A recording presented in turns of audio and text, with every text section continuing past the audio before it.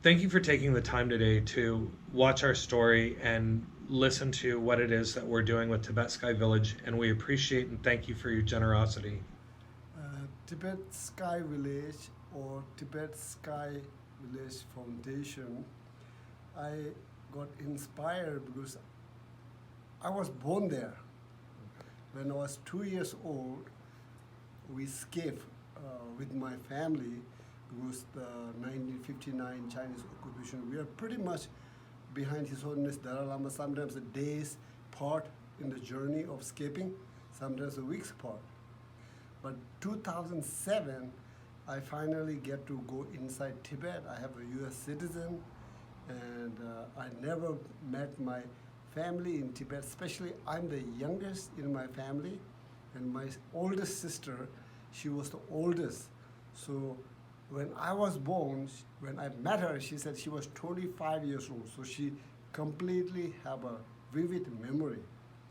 So I went to see her, and then when I saw the people who are very, very, very simple, very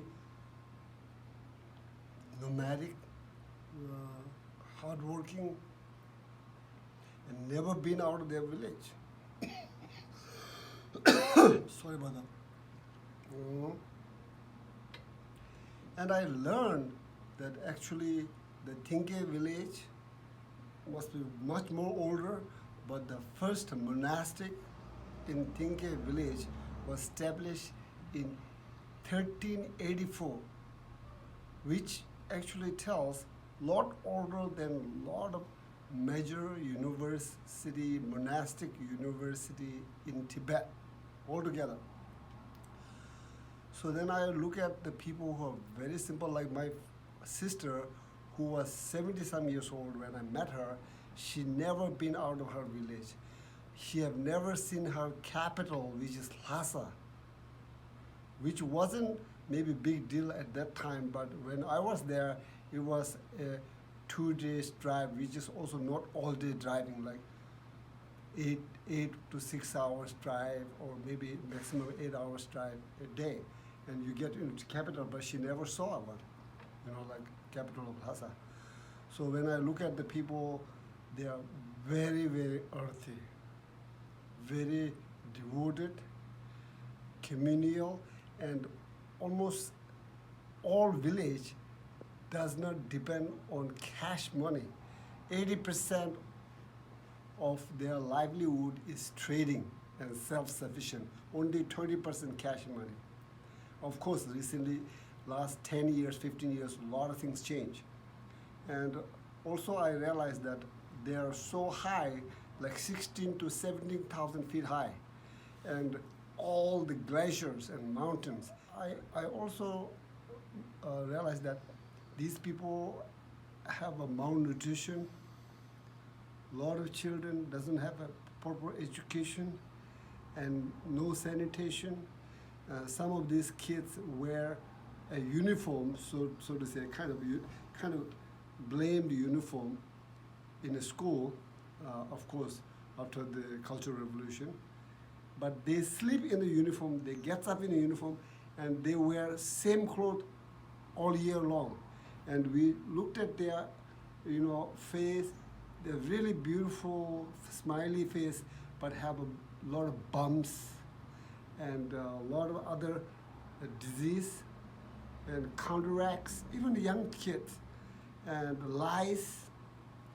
So I thought about bringing some kind of sanitation, starting with running water and shower and toilet facility. And that started at least the idea, and give them that they have someone who cares about them, and they have a obligation from their part to pursue for that, and also it's their basic right to have some kind of potable water and sanitation. And since then, somehow they got some kind of attention from the Chinese government. Somehow they got attention, which is really good.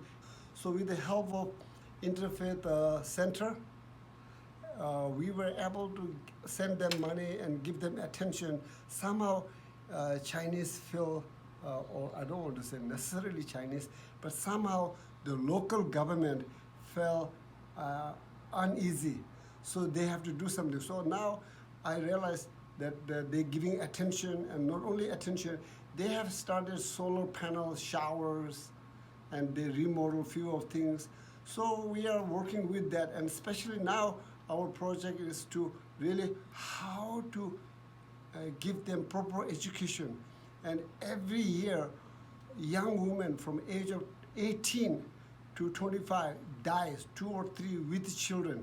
So they don't have a proper uh, mm, uh, birth clinic.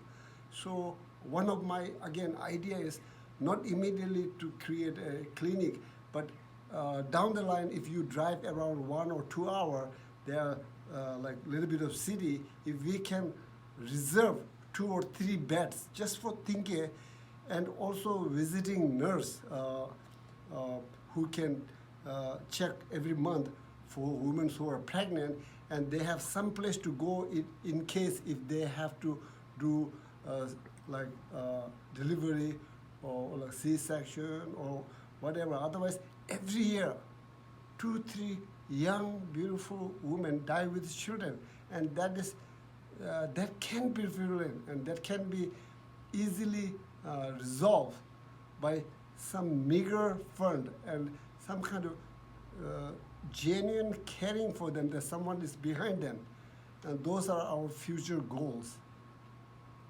Thank you very much for watching today, and we really appreciate your generosity.